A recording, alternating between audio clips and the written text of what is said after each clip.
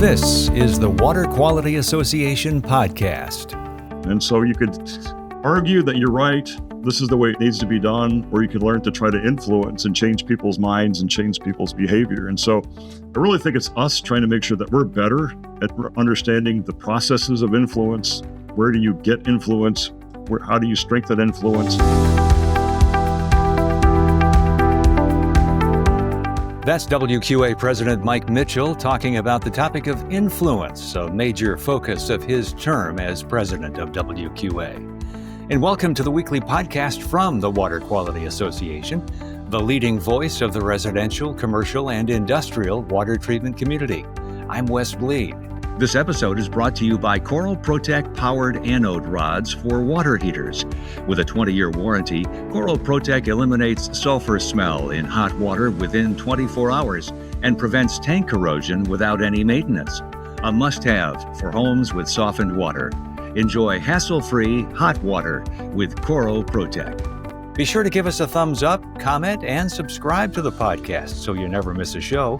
That's the magic of podcasting. And we also want to remind you to check out our podcasts on YouTube. In this episode of the WQA podcast, we'll hear from WQA President Mike Mitchell at the recent WQA Mid-Year Leadership Conference. WQA's Associate Director of Marketing and Communications, Susan Keaton, handles the interview. Mike shares insights from the Mid-Year Leadership Conference and reflects on the first half of his presidency. From connecting with regional associations like Texas and the Eastern Water Quality Association to meeting directly with lawmakers in Washington, Mike highlights the importance of grassroots engagement and national advocacy. A key theme of his term is influence, as we mentioned, building trust, listening first, and creating meaningful connection to shape conversations across the water treatment industry. Mike and Susan also preview the upcoming WQA convention in Miami Beach, where influence and collaboration will take center stage. Plus, we'll have our WQA tip. It's all coming up on the Water Quality Association podcast.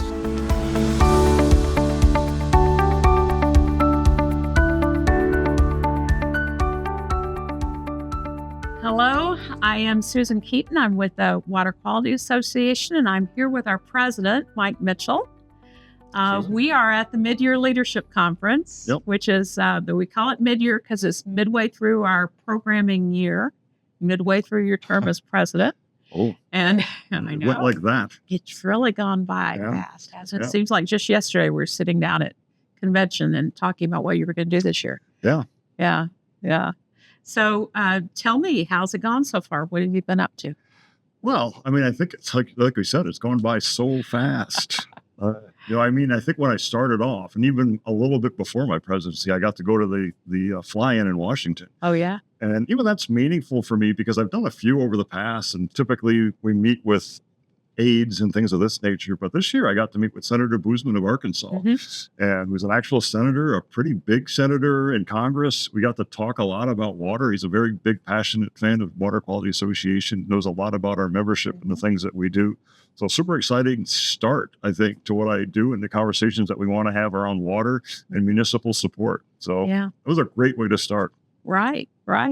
You've been to a couple of our regional and state events. You started at Texas Water Quality Association, and then you went to last week to the Eastern Water Quality Association. Yeah, that was tough because it was back to back. I did the Eastern literally at the end of that week, and then first part of this week I'm back on a plane and heading to mid-year. But I didn't know what to expect with the regionals. I'm not that involved with that dealer side and those regional organizations, and so I've had some conversations. But going down to Texas was one of the super experiences of my life. I really got in touch with some of the people that are really going door to door and moving water treatment products and talking directly to consumers. And I can see and feel the history associated with that. In Texas, I was struck by the fact that it was very family oriented. So I met wives, kids, husbands that are really dedicated to water. I saw 2-3 generations of families that have always kind of worked in the water space, and they made that all part of their convention. So a lot of their activities were kind of family oriented. And then, they getting together, doing the barbecue, like a Texas thing, which was super cool for me and somewhat different than what we see on the national level. And going to the Eastern felt very similar. It's, again, very family oriented. The guys that are actually going out and doing the work, they have a tank rolling competition, which I almost participated in. I've done some tank rolling in my life, in my earlier life, with hydrogen tanks and nitrogen tanks. So I think I probably could have done it. I did try it a little bit and probably went halfway around the course, but just, it was super to see that, and that aspect of the business, and meet those people that are day to day, going door to door, really working with consumers to help them better understand their waters. It's something that I don't normally get to see, because we're more in the retail space, and I've been more on the national stage, but super important, I think, that I went. The thing that it might have changed in my mind is that I think we've been working hard on this concept of our strategic plan and being more professional and how we present ourselves. But I want to make sure now, I think, as we continue that conversation, that we don't lose sight of our history and where we've been and the work that these independent dealers do. Oh, interesting. And we probably should stop a little bit and let you explain what you do when you're not being WQA president. So so my job, I'm more on the technical side. Okay. So I'm currently a vice president. My title is an engineering fellow at a company called Helen of Troy. Helen of Troy is publicly traded. We do roughly $2 billion in sales, but it's everything from shampoos, conditioners, curling irons, air purifiers, humidifiers, but also we own the Pure water filtration business. Okay. And Pure is mainly a retail business. And so we sell products into Targets, Walmarts, and places like that. Mm-hmm. Yeah. And you've been on the ground in places like Flint, Michigan, and places like that, helping people get their home water set up. Yeah, I kind of gotten drawn into that, and it's super important. I think, as I've spoken probably before, water is really important. It kind of runs the gamut. There's bottled water, there's taste and odor, there's mineral water, there's high pH alkalinity, and all the other things. But there are people that are really having trouble in communities with lead, and lead's been around for decades. I was listening to a municipal person at EWQA last week, and he got up and talked, and it was good to have him come in and kind of talk about how they do filtration and how the city of that area has great water, never has a problem. And as I'm sitting there, I'm thinking every city that I've been in that has a lead problem has said the same thing. Yeah, they've all said, we do corrosion control, we really don't have a lead problem, and they normally don't until they do. Yeah. And so I understand the message that he's trying to do, but I think it's important that we continue this conversation with our partners at AWWA and these municipalities. I understand the problems they have from an economic standpoint. They don't always have the resources. But if we're not realistic about the problems that we face, it's going to be much harder to solve together. Like you say, they do what they can for things like lead, but sometimes they don't know until... they inherited these lead service lines. These things have been in the ground for 50 to 75 years. And corrosion control is a way of trying to mitigate, but it certainly doesn't solve the problem. And they can't just go in and replace all those lines overnight. That's the time and the money commitment to do that is just astronomical. So point of use, point of entry, certainly a great place to play. And we need to really leverage that when we start looking at it. And I would rather us not deny and say, well, we've got it under control. Let's be realistic. Lead will always be a problem if there's lead service lines. Well, let's start doing something about it. Right. Well, that kind of plays into your theme for the year. You talked at convention, and you started off at mid-year this year talking about influence and the important role that we have as a trade association in influencing, and having influence on what people think, and working with the associations, like you mentioned, and everything.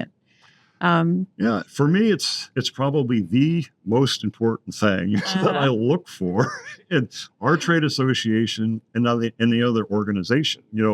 I think if you look at, in general, there's a sphere of influence of things that you can control and things that you can't control. And certainly if it was up to us, we would just say, let's get the lead pipes out of the ground. Let's give everybody filtration systems. Let's spend that money. But we can't make that decision. And so you could argue that you're right. This is the way it needs to be done, or you can learn to try to influence and change people's minds and change people's behavior. And so I really think it's us trying to make sure that we're better at understanding the processes of influence. Where do you get influence? How do you strengthen influence? A lot of that starts with understanding. So making sure that you understand whoever you're trying to influence, let's understand where they are and try to meet them there and make sure we can change our language so that it's supportive and it meets them where they don't understand some of these things and give you an opportunity to make a difference for them. Mm-hmm. I think we're all open to that, but it starts with trust. Right. And if I'm coming to you and I have the answer, I could have 100% the answer, but if they don't know you, they can't trust you, then it's hard for them to do that. And so it's our responsibility to try to build that bridge. Yeah. And that's not just about making sales necessarily, right? So I think in general, I think it can certainly start with sales. I mean, at the end of the day, you can't just make someone buy something. Right. and it feels like marketing, but really it's about influencing or changing a behavior. And to do that, you have to listen. So first you have to listen and try to understand where people are, and you have to try to make connections. And once you can make those connections, I think you earn the right to influence those people. But as a trade association, whether you're talking to people on the Hill or you're talking to partners, manufacturing partners or others, it tends to be all about influence. You can't make people do a certain behavior, but you can certainly influence them and have a decision. And a lot of times when you're influencing, you have some choices on things that you can control. Like if I wanted to generate the information that would help someone make a better decision, I can control that, and then I can leverage that to help me influence someone else. So I try to focus on what are the things that I can do that will help me influence someone else, and just do those things and not worry so much about what I don't have control over. And so knowing what to do is really about listening first. Let's listen to try to understand where people are and what information they need to help them make a better decision. Then let's go do that. Let's be proactive and let's create that information. Let's share it. Then we can influence better. Yeah. And it's interesting, as I said earlier, we kind of adopted the word influence as kind of WQA's word for the year. You know how people do that, like every year I'm going to have a word for the year. So ours is influence, thanks to you. Yeah, you've influenced us in that. And I kind of joked about that yesterday. Yeah. If I share something personal about me as part of the story on influence, it's more likely for that to be ingrained in you. And so I know that from a technique standpoint, you're more likely to be influenced by me, by me doing certain things. And we have to leverage that. Whether people want to call it politics or whatever, just marketing, it's really the process of being influential. You have to build trust. You build that by giving people sometimes what they need so that they can better understand where you're at. You do it by listening and then creating the information that best helps these people kind of get control of that situation. So influence, super important. Yeah. And we're talking a lot about it this week. We've talked a lot about it just now. I know. But at mid-year, too. I mean, we've got sessions like there's a session this afternoon. I know about the Consumer Insights Report that's new for WQA members to helping them understand what consumers are thinking and how we can influence them. And also there's the manufacturers competence report, which was the topic of a recent podcast as well, but also is being discussed today. And a lot of tools like that I think WQA members can use to leverage their influence. There's a lot of information in that consumer report. And that's part of the listening. And so in trying to understand where consumers are, maybe why they aren't doing some of the things that you think they should, could look at that consumer report and you'll start to get some insight on where they are at least, and then maybe start to change your message to them so that you can start kind of close that gap and have a better chance of touching them and influencing them. Yeah.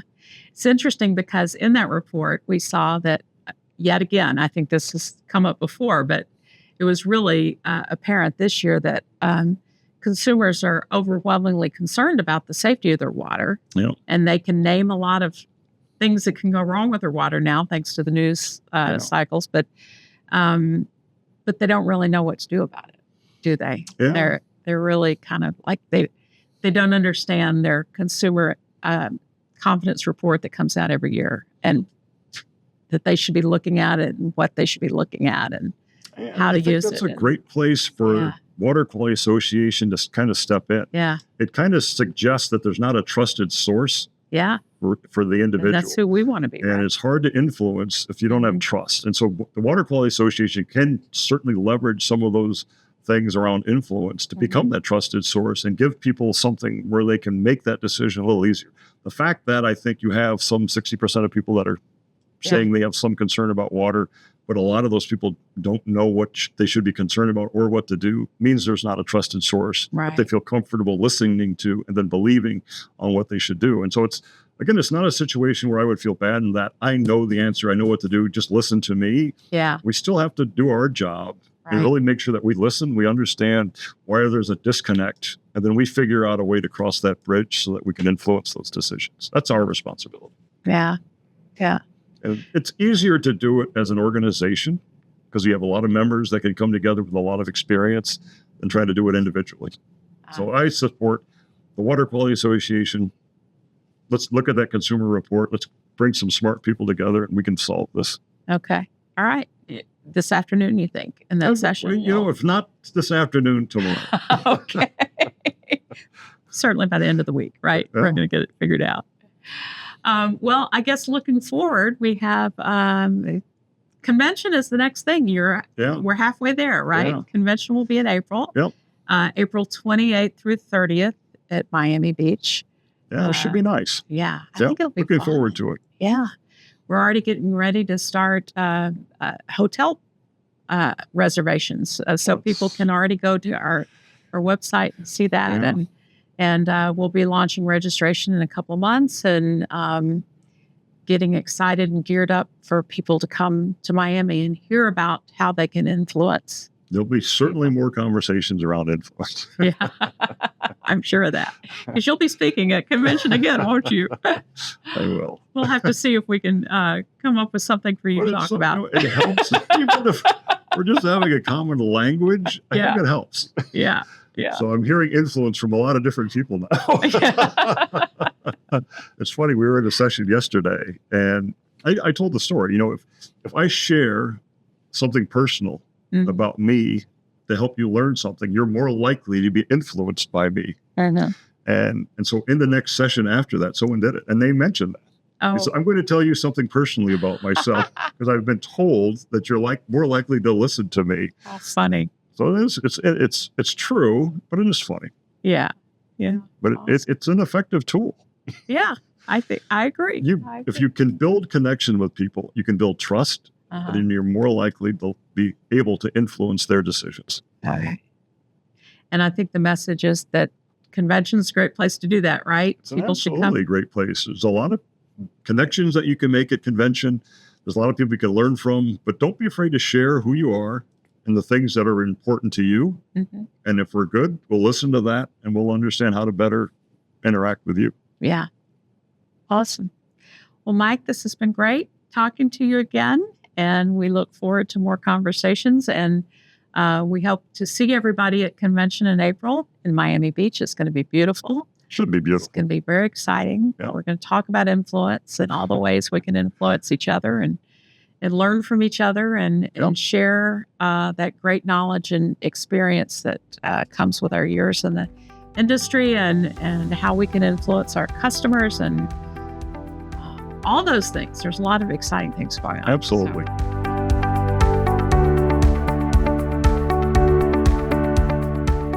And now our WQA tip. Did you know that 58% of households in the United States say they are concerned about their tap water safety?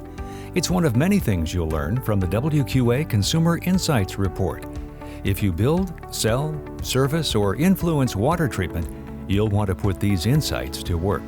Download the report for WQA members or the public version at insights.wqa.org.